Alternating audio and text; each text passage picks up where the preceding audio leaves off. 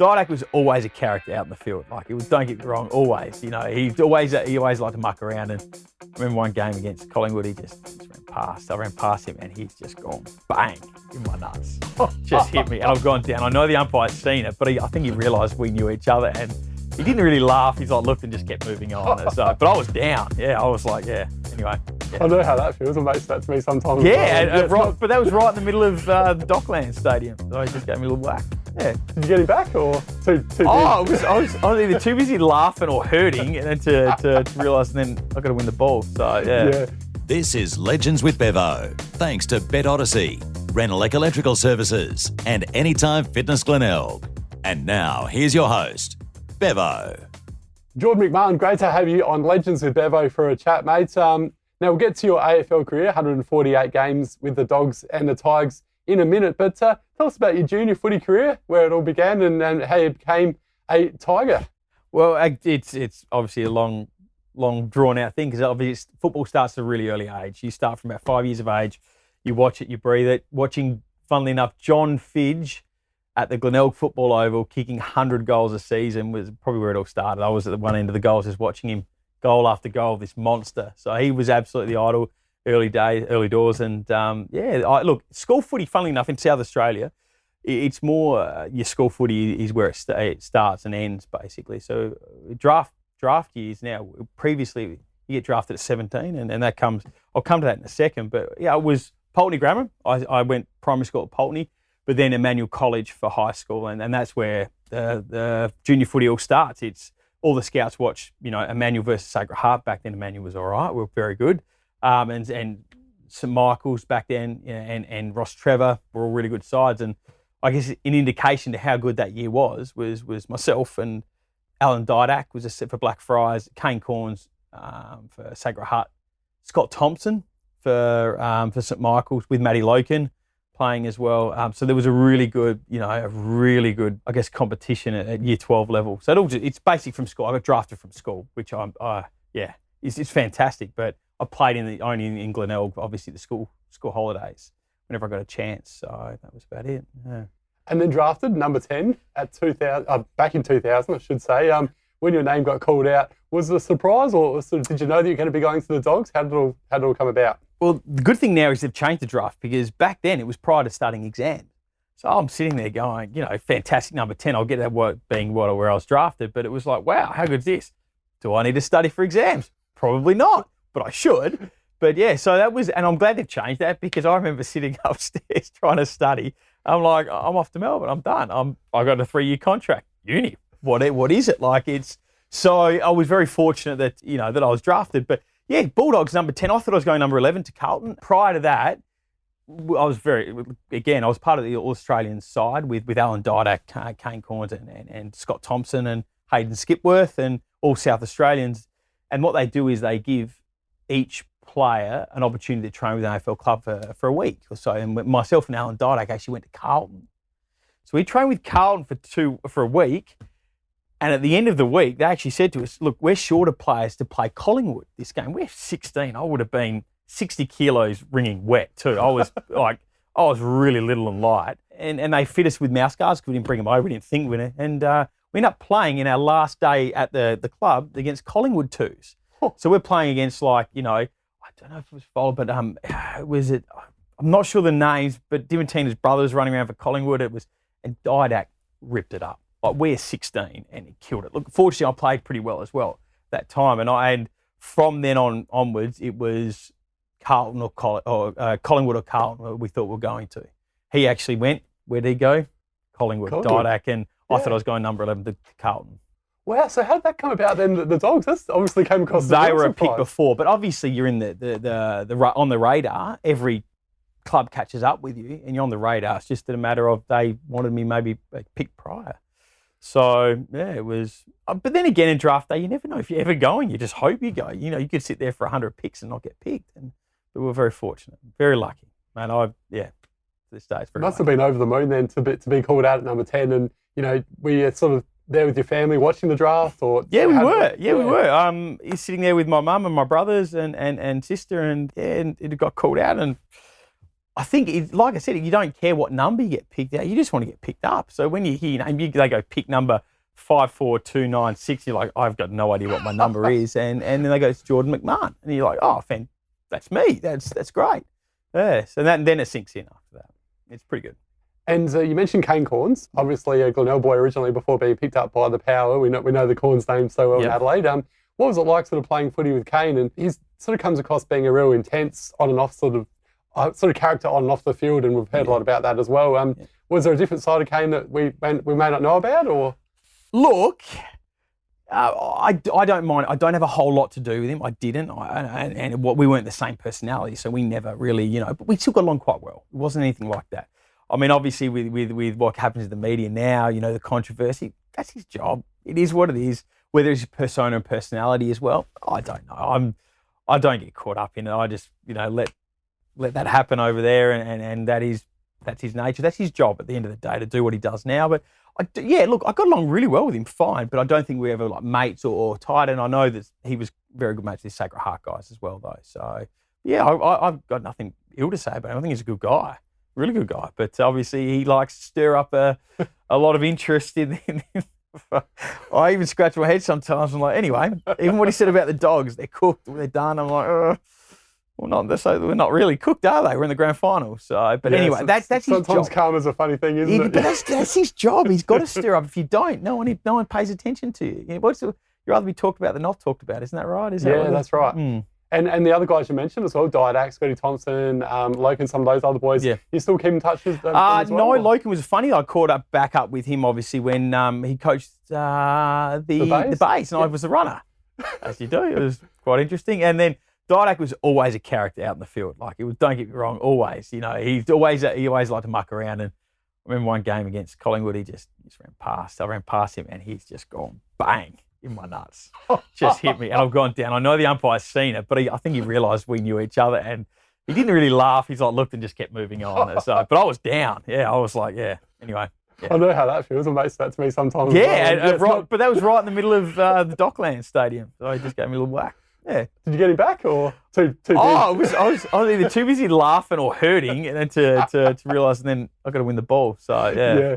Yeah, and he's a big unit as well. So he was. It's not very tall. He was solid, but he wasn't. He was just very skillful, mate. That guy was really skilled. Yeah, really just could do anything with the ball when he got it. Yeah. And I'm a big Port Adelaide supporter as well. It's a shame we couldn't ever get him to Port because he started his career with the Magpies, of course, and we know how well he played at Collingwood, winning premierships for them. So yeah, he's certainly one absolute talented footballer. That's mate, I think he liked the lifestyle in Melbourne. He doesn't come anywhere back home. Adelaide's too small. There's a lot more opportunities over in Melbourne for him.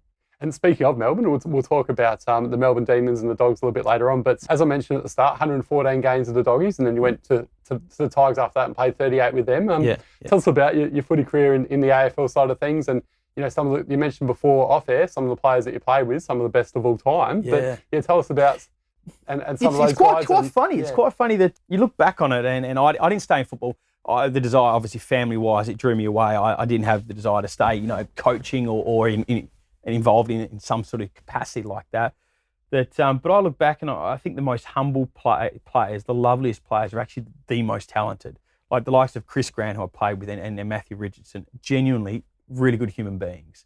But they could be. And it's quite funny, the ones that teeter on the edge who are, that aren't quite there, but who think they're there, they're a little bit more arrogant. Yeah, the really ones at the top end just aren't. They just naturally, obviously know they're there, and they're lovely, lovely people. So those two guys, absolutely, and Brad Johnson as well, lovely human being too. And you've met him and you've spoken to him. Yeah. Really good guy. So it kind of says to me, that to be at that top, they either know it or they're just very humble people and they work hard. Yeah, as well. So what about your Tigers? 38 games of them. Obviously, the last couple of years we've seen their success. So 2 of the 3 premierships. I mean, the majority of my time was with Bulldogs and obviously finished with Richmond, and obviously the goal after the siren, which was probably the biggest moment in my career, which is great because you dream about that in the backyard as a kid. You got 2 little trees and you're like, siren's gone. It was a dream come true. But it was when I left Richmond, I obviously had all my friends that I've just played with still playing. I had an affinity towards Richmond to support them. But as soon as they all left, telling you the heart's with the Dogs, 100%. And I didn't even think, because I stepped away from footy a bit. I didn't watch much of it. And 5, 6 years later down the track, when I finally get back involved, it was straight to the Dogs. My heart 100% was with them. So they're always the underdogs, man. They always had up against it. It was quite funny. I saw a little meme on Facebook, and it was to do with Melbourne versus the Bulldogs this weekend. It's almost like saying it's the landlords versus the tenants. That's what they, and I laughed. I'm like, it's true. You've got obviously the Melbourne team, which is far more higher end, and obviously the Bulldogs. They plug away at things, and they don't mind it. I think that's just the nature of how it's seen. So anyway, A little bit similar to how Ports versus the Crows. The Crows are seen as those Chardonnay drinkers, and Port's seen as the Wharfies. So, yes. Yeah, to a degree. I think Port supported. I left. We went to the game, and you're obviously at the game. I took my daughter there, and must admit though, we as much as we, the Bulldogs beat Port, we were covered in Bulldog attire leaving. They were, really friendly. There was nothing ill towards being spoken to myself or people around the Bulldog supporters. They were really nice. Quite friendly supporters. Port supporters are good. That's actually nice to hear that, George. It is. I hope people are listening, because we do sort of cop a bad rap, because there is a minority of idiots that just ruin it. But every supporter group has idiots, like you said. Playing in certain, I must admit, I'm going to put it out there, I reckon the Port supporters actually are better, I guess more understanding and present better than obviously the Crows. I've been to both games. Yeah, must admit, 100%. The Port aren't as bad as... It was a really nice, it was a really nice feeling leaving the ground, and there wasn't any, slagging off or any bad, words, being thrown towards us. When I must admit, she heard it the other way with the Crows. So, and look, it might have been the game itself that they got beaten, but it was I must admit the Port supporters are good. And the Dogs, to their credit, were unbelievable. Again, we'll get to that game in the grand final preview in a minute. But let's get back to your footy career, because we love hearing about some of the funny teammates, the pranks, and some of your tough opponents. So tell us some of these. Oh, look, 100% the easiest one was the toughest opponent was, and he came to the Bulldogs, was Jason Ackermanis. So I remember having to, they said, like, you're going to play on Jason Ackermanis. I'm like, that's good. And you're standing him, and you've got arm across him, and there's a contest there, and you're thinking, don't worry, I'm ahead of him, I've got this. And somehow he snuck behind you, but I'm all right though, because I still know where he is. And then right in the contest, I remember this as he would be, Michael Voss, who would have been on their half back, it just goes bang with his big looping handball. I'm like, I watched the ball go over my head, and have a guess who's directly there waiting for it? Acker.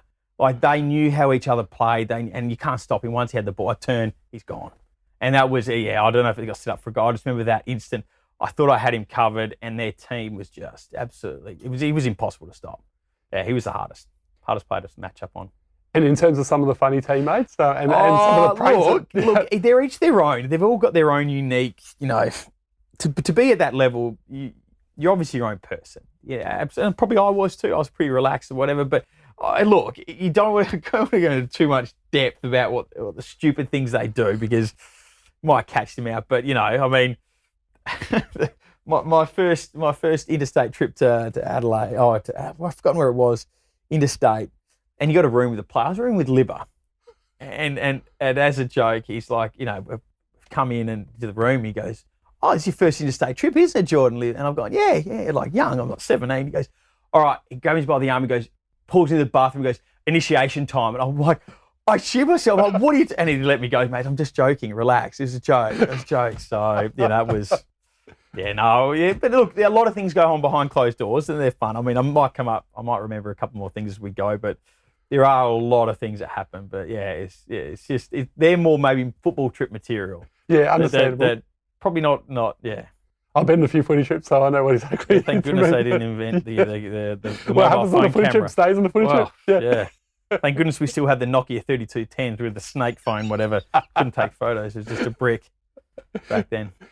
And we better get to the Dogs. 2016 premiers, of course, and going for their first flag since 2016. And we know about the D's going for their first since 1964, which is a massive hoodoo, one of the biggest in the AFL.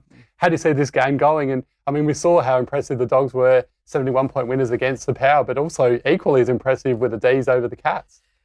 Because I enjoy my football a bit more now. It's been a long time out. That game was, by the D's, was pretty solid. They absolutely demolished Geelong.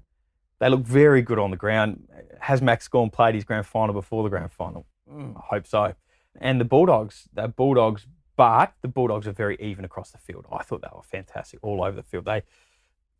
Poor old Port had stage fright, I'm telling you. And like I said before, your best player was your your fringe player at that point, who was in the other side, was Riley Bonner.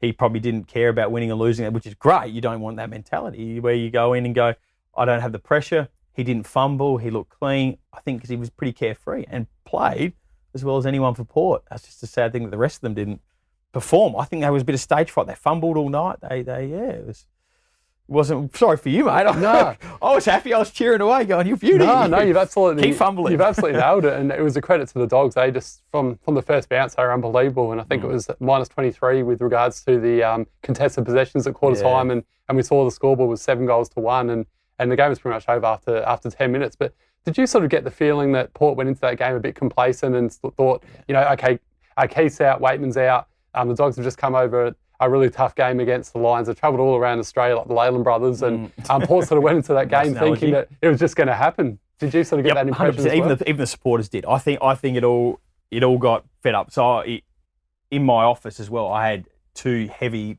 Port supporters booked flights already. We got it in the bag. As soon as they were knew the Bulldogs, we've got this in the bag. They booked them flights, everything, accommodation, had it all good to go.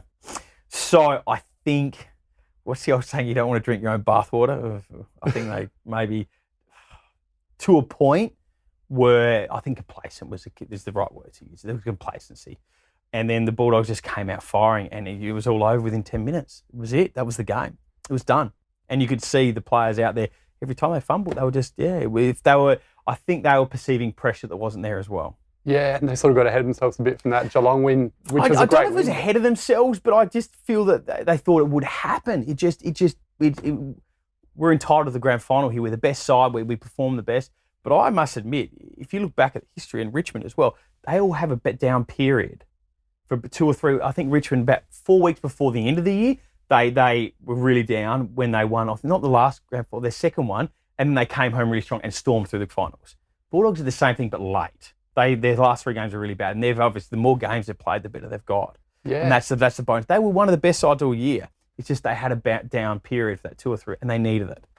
So I think you absolutely nailed it there. And even as a Port supporter, whilst being shattered, you do have to look back at it and think, the Dogs were in the top 2 for the majority of the year, and they had those last couple of bad weeks, and they probably could have really beaten Port last round anyway. They had their chances, and now it's probably the 2 best teams going ahead this Saturday. I actually do think that 100%. I think they're the best 2 sides all year. They proved it during the year. They were the best sides. It's just that they did have a down patch where I think you can't go the whole year and not have a bad spell. But it's just one of those moments where they go, everyone wrote him off, including your mate Kane. Kane wrote him off. It's his job too. And then they came back and showed they are top 2. But we'll see what happens.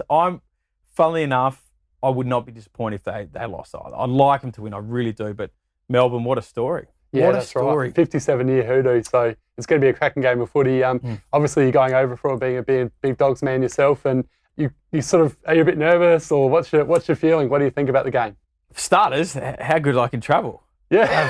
I had to go to Perth, and probably and there are no masks over there at the moment too, so I'm like, how great's that? I get to live a bit freer for a moment in time, and it'll be nice. The borders are open, it's good. I think it'll be fun. I've actually teed up because I lived with Ryan Hargrave for about a year and a half in Melbourne, and he lives over there now back in Perth, so we're going to catch up when I get back over there for a little bit. And no, it won't be like old times. Trust me, it won't be. He's got kids, I've got kids. It's nothing quite like that, but it'll be fun. It'll be a good, enjoyable time when we go over there. I'll go to the game. It'll be really nice. Yeah, so it'll be fun. Fingers crossed for you, mate. But I feel as though the D's going to break her 57-year hairdo for my.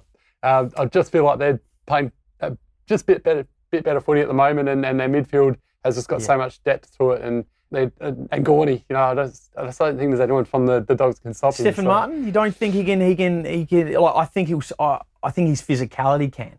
That's the only thing. Because Gorney's quite a strong. But around the grounds, though, I don't think he's got the mobility. Nah, don't think so either. So look, it's going to be a cracking game of footy, though. Absolutely. So, I'm really looking forward to it. Optus Stadium, never been. Row 2, I've got row 2, so that's great. And I think it'll be surrounded by Dog supporters. Problem is, what are the 2 colours? You've got red and blue and red, white and blue. I mean, they'll go and I'll think of either Bulldogs, unless you got to say. It's going to be, it's going to be neat, a nice, neat colour all the way around the ground, I reckon, too. And if there is any Port supporters listening out there, I personally feel as though maybe it's a wake-up call that Port needed in terms of their midfield depth, because the Dogs absolutely smashed us in the midfield, and we rely so heavily on Boak and Wines. And I think we sort of got found out a bit. Do you feel as though Port going towards 2022, because obviously there's a lot of South Australians that listen and watch this show, do you feel as though Port need to add to their midfield, or do you feel as though they've got the mix okay? It's just one of those nights. It's a really interesting one. You bring up a really good point here. I didn't even think about it until you mentioned it, but Port's one of the players they had on ball, don't get me wrong, was a tagger. But you look at Melbourne, they got no tag. You look at the Bulldogs, they got no tagger. Geelong really don't have a tagger. They were kind of the odd ball there going, right, we've got an on-baller who's a tagger, but yet doesn't have the damaging impact. I don't know, maybe they need to find the other player who is as damaging, not a tagger as such, because look at Melbourne, they don't tag.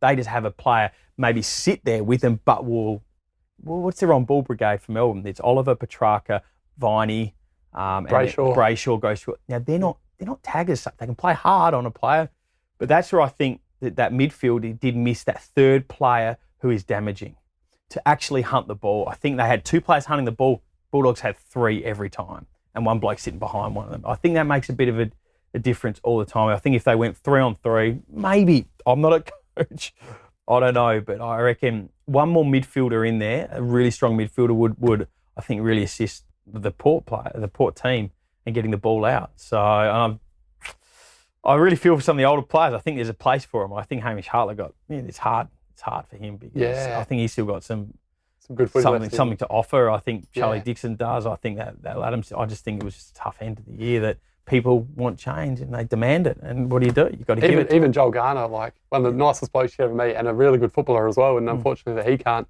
sort of didn't get an opportunity this year. But that is life in football, and it's really hard to say. The second you get complacent, it's over. Like it's that's it. You've got to make sure that you're aware that that's life. It's a business. They have to roll over, 8 to 12 players a year. They have to because take on new draft picks and obviously rookie list players. They're the ones going as well. They have to rotate and roll over players. And if you're just one of those unfortunate ones, it's the way it is. It's just mate, it's not a nice feeling. Trust me. When you get called in, you're like, buddy, that's the end of it. You're like, okay. Mine was different. Writing was on the wall. I was done. I was cooked as well. My career, so that was a bit different. But with the experience of all the other players, you can tell that it's just pretty swift and honest and upfront.